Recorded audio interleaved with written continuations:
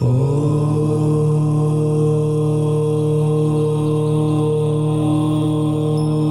सांस लंबी गहरी लेने के बाद यदि आप बिल्कुल अभी थोड़े दिन में ऐसे ही जुड़े हो सांसों से तो लंबी गहरी लेते हो और मन में लेते समय सो, छोड़ते समय हम। और पुराने साधक हो तो आपका मन यदि छोटी श्वास पे टिक रहा है यानी बाहर नहीं भाग रहा तो छोटी के साथ टिका दो। मन को टिकाना है वो जैसे भी टिके, लंबी पे छोटी पे बस इसको टिका दो। अगर सोहम बोलने के बाद भी आपका मन बाहर जाता है तो अपने गुरु से प्रार्थना करो, ईश्वर से प्रार्थना करो। और ज्ञान मुद्रा ऐसे लगाते हैं, ज्ञान मुद्रा और घुटनों पर ऐसे सीधा हाथ होना चाहिए, कोई उल्टा रख रखा है नहीं, गलत, सीधा रखो ऐसे। और बिल्कुल इनमें एक स्पंदन होता है, उसके अच्छे से दबाओ, खूब महसूस होता है वो। और ऐसे तीनों उंगलियां मिली हुई हो, करो तो ठीक से करो। आपकी कोहनियां जो है घुटनों पर होनी चाहिए। आपके कपड़े में सलवट यदि आ जाती है तो समझ लो आप सीधा नहीं बैठे हो। कपड़े में सलवट नहीं है तो आप सीधा बैठे हो। यदि आप झुक जाते हो तो आपकी ऊर्जा वापिस वहीं से गिर जाएगी जहां आपके शरीर में झुकाव आया हुआ है, बैंड आया हुआ है। सीधा बैठोगे तो ऊर्जा सीधा ऊपर जाएगी, आज्ञा चक्र पे जाएगी और हमें वहीं पहुंचानी है। आनंद के साथ श्वास का बस अनुभव करना है। ये श्वास सार नहीं परम सार है, सांस नहीं है तो कुछ भी नहीं है। प्रेम से आप सांस को देख रहे हो तो आप भगवान को प्रेम से पुकार रहे हो, समझ लो, क्योंकि भगवान इन सांसों में ही है। भगवान का वो पावन नाम, वो पवित्र नाम इन सांसों में रमण कर रहा है, इन सांसों में घुला हुआ है। बाहर ना ढूंढो, अंदर उतरो, वो अंदर साक्षात मिलेंगे आपको। कर सांसों का ध्यान तेरा हो कल्याण।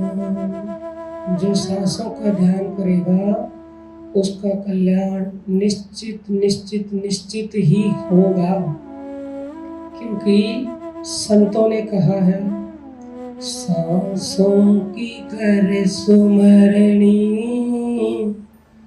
अज पाक करे जा। ब्रह्म तत्व का सार है, सोहंग आप ही आप। सब ग्रंथन का सार यही है, सबका आधार यही है। संतों ने अपने अनुभव तभी कहे जब उन्होंने इस सांसों से, सोहंग से परमात्मा को पा लिया। क्योंकि कोई व्यक्ति अपना प्रैक्टिकल तभी वो बताता है जब उसको खुद अनुभव हो जाता है। तो ये हमारे सभी संतों का, मनीषियों का, ऋषियों का कथन है, उनके अनुभव है कि सांसों का सुमरण करो, अजपा का जप करो, क्योंकि ये श्वास, ये सोहंग ब्रह्म तत्व यानी कि वो ये सोहंग ही सब कुछ है। यानी सोहंग से ही आप ब्रह्म तक पहुंचोगे।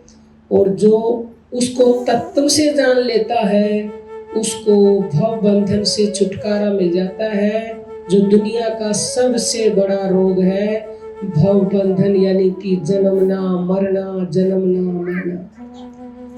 बच्चा पैदा होता है, पहले तो मां के गर्भ में ही अनेक पीड़ाएं झेलता है और उसके बाद जो है वो जब पैदा होता है तो उसको अनेक पीड़ा होती है और फिर इस संसार में जीवन भर पीड़ा ही पीड़ा झेलता रहता है।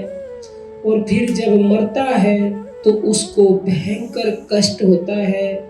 शास्त्रों में ये वर्णित है कि जब आदमी के प्राण निकलते हैं तो 10,000 बिच्छू एक साथ डंक मारे, इतना भयंकर दर्द होता है। तो इतनी पीड़ा झेलता ही रहता है जीव जीवन भर और फिर वापिस गर्भ में और फिर जन्म लेता है। तो ये भव बंधन जो है ये सबसे बड़ा बंधन है, सबसे बड़ा रोग है। तो इससे आपको छुटकारा केवल सांसों के ध्यान से ही मिलेगा। कबीर जी कह रहे हैं कि माला सांसों सांस की, फेरे कोई निज दास, और 84 भर में नहीं कटे कर्म की फांस। तो कर्मों की फांस जब तक कटेगी नहीं तब तक भव बंधन मिटेगा नहीं, और कर्मों की फांस कटेगी सांसों की माला से, और कोई अन्य उपाय नहीं है। इसलिए सांसों की माला जो आपके पास ही है, कंटिन्यू सांस का ध्यान, सांस अंदर जा रही है सो छोड़े तो हम जो भी आपके शरीर में घटित हो उसके साक्षी बने, दृष्टा बने। हम जो है हमेशा आपको कहते हैं कि तुरंत करो तुरंत पाओ। परमात्मा अनंत कोटि ब्रह्मांडों के मालिक, सर्वशक्तिमान, सर्वांतर्यामी, अंतर्यामी, उनके घर में किसी भी चीज की कमी नहीं है। अभी आप उनके लिए नौकरी कर रहे हो तो अभी आपको पगार देंगे वो, ये उनकी नौकरी ही तो है जो सांसों का ध्यान कर रहे हो। बीच बीच में थक जाओ तो 5-6 सांसें लंबी गहरी ले लिया करो, थकावट दूर हो जाएगी।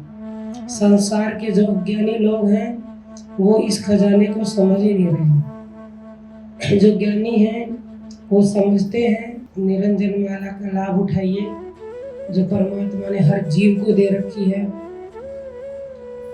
श्वास आ रही है, जा रही है, यही निरंजन माला है जिसमें कोई गांठ नहीं, कोई जोड़ नहीं, जो बेचारी दिन रात चल रही है। यदि आप इन सांसों का ध्यान नहीं करते तो आप अनमोल खजाना लुटा रहे हो, और सांसों का आप ध्यान कर रहे हो तो अनमोल खजाना आपका अपना हो रहा है, आपका संचय हो रहा है। और ये संचय जन्म जन्मों तक आपके काम आएगा, जिसके लिए कबीर जी कह रहे हैं, कबीरा सब जग निर्धना, धनवंता ना कोई, धनवंता सो जानिए, जाके राम नाम अंग होई, जाके राम नाम अंग होई।